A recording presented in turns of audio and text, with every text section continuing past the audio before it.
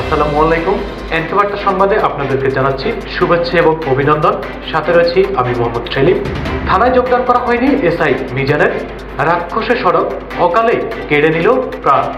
বিস্তারিত দেখুন ভিডিও প্রতিবেদন। 37তম ব্যাচের বন্ধুদের সাথে পুলিশের উপপরিদর্শক এসআই হিসেবে যোগদান করতে নোয়াখালীতে আসেন মিজানুর রহমান, কিন্তু থানায় যোগদান করা হলো না মিজানের। মোটরসাইকেল ও হ্যান্ড ট্রাক্টর চাপায় প্রাণ গেল তার। মঙ্গলবার রাত 8টা 50 দিকে নোয়াখালী জেনারেল হাসপাতালে মারা যান এসআই মিজানুর রহমান।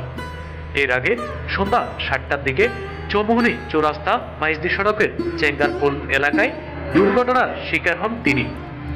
এই ঘটনায় আহত হয়েছেন মিজানের ব্যাচমেট এসআই জাহিদুল ইসলাম। নিহত মিজানুর রহমান ফেনীর সদর উপজেলার সিরাজুল ইসলামের ছেলে, আহত জাহিদুল ইসলাম একই উপজেলার ফরহাদনগর এলাকার নুরুল ইসলামের ছেলে।